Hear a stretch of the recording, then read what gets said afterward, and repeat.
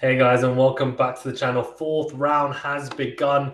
We had some fantastic matches on show, and that does mean that we're starting to get quarterfinalists confirmed, which is going to be, crazy to think about because some of the people left in the draw you wouldn't have expected to have made Grand Slam quarterfinals when the draw had come out initially for the Australian Open. So it's an incredible day's play to go through. We are going to get through it. We're also going to talk about tomorrow's matches as well, the second half of the fourth round matches, and we'll have a look at what's in store there, give you guys our prediction as well, and then I will also round up by giving my star of the day. Before we get into it though, remember to hit that like button and do subscribe if you are new. Thank you to everyone who is also a YouTube member. Really does help us out a great deal. So Stefanos Tsitsipas versus Jannik Sinner. Thank you to everyone that joined the live stream for that. That was a very, very good match, to say the least. And Tsitsipas started off very well, and it looked like he might be able to replicate the Australian Open 2022 quarterfinal against Sinner from last year by beating him in straight sets. Instead, though, he went 2 sets to love up, and Sinner had a resurgence and managed to level things up at 2 sets all, which was very impressive. Tsitsipas in the end, though, being clinical in that final set and winning 6-3. He was just knocking on the door from the very start of that fifth set, and Sinner unfortunately had to succumb to that pressure. Sinner's time will come, for sure. He needs to get his ranking back up, and he has been injured. But you imagine that it's only a matter of time until he does what Alcaraz did at the US Open last year, and he wins his maiden slam. The question is just, I don't think the question is if, I think the question is when. For Jiri Lehecka versus Felix Auger-Aliassime, it was a tight encounter, and the Canadian fell foul to the Netflix curse, unfortunately, and it was a massive upset in my eyes because I had Felix winning this one, and I didn't necessarily think he'd win in straight sets, but I thought he'd win in 4 or 5. In the end, it looked like he could have won in 4 because the last 2 sets were tiebreakers that he ended up losing. He wins those, he would have won in 4 instead of Lehecka winning in 4.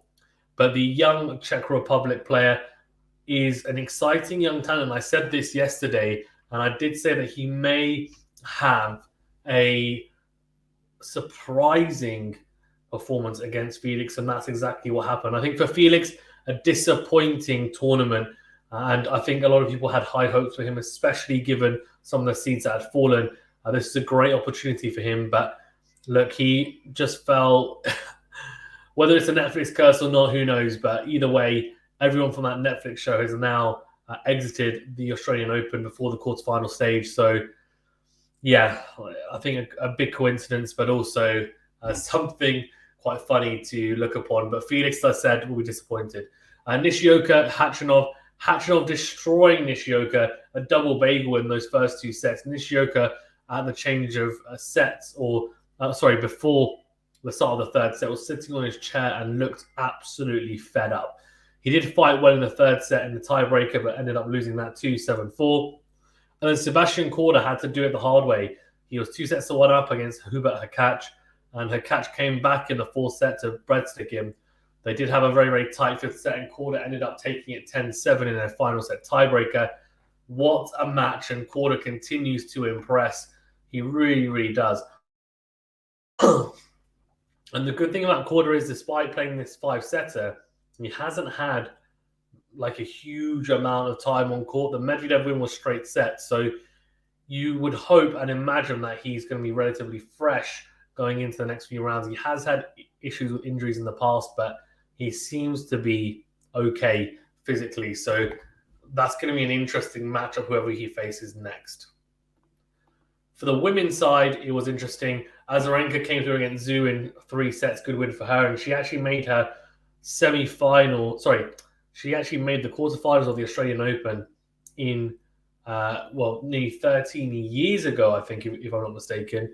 And incredible, absolutely incredible to then see her make a quarterfinal this year as well. She loves, as I said, the Australian Open and the US Open, the hard courts is where she really does thrive. She tends to go missing in the middle part of the year. That doesn't matter. So 2010 was when she made her first quarterfinals. So that's 13 years ago.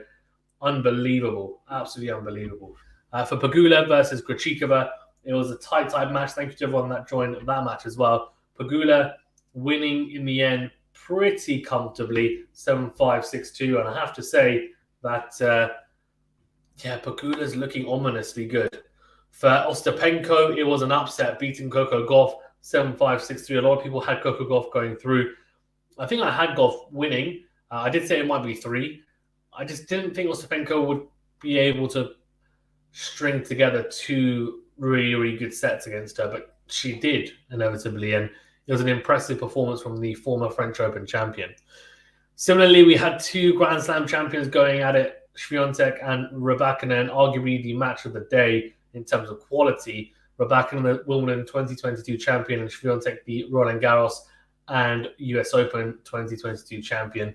And in the end, Rybakina was too strong for Swiatek. I did actually predict that in my draw preview and prediction video, and I stuck to my guns before the match. I didn't flip-flop, and she did come out and reward my faith in her with a 6-4, 6-4 victory. Swiatek, there is maybe not a concern, but there is definitely something there when it comes to big hitting, big serving opponents, that she tends to struggle more with that type of player than any other. And that's why someone like a Sabalenka has also caused her issues recently.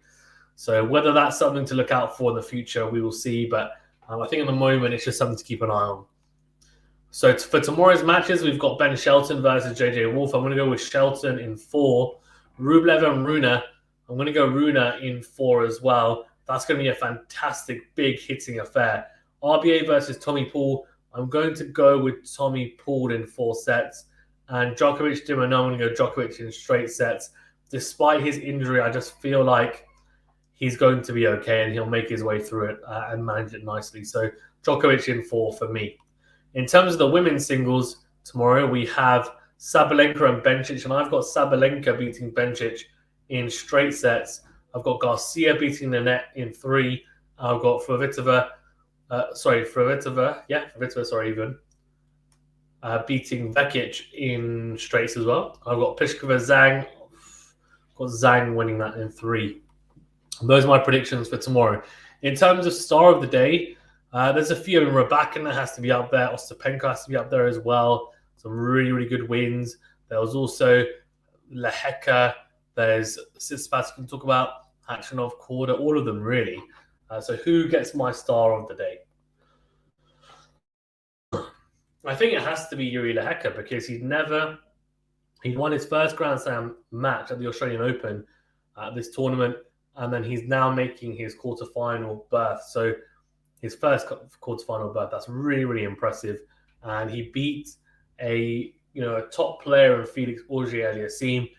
He marches on, and I think Rybakina's performance over Swiatek is probably the best performance in terms of quality, but in terms of the star player, the player that really stood out for me, and the result that really stood out for me was this Lehecka win. So a great win for him over Felix, and as I said, he marches on into the quarterfinals, which will be very interesting to see how he handles that and if he can go even further. Thank you very much, guys, for tuning in. Really appreciate it. We will have quarterfinal preview videos out as well. Same with semi-finals and, of course, the finals. And we'll be streaming as much as possible of the matches coming up. We'll definitely be doing both finals, most likely be doing all 4 semi-finals and as many of the quarterfinals as possible. So do stay tuned. Thank you very much, guys. Stay safe and well, and we'll see you on the next.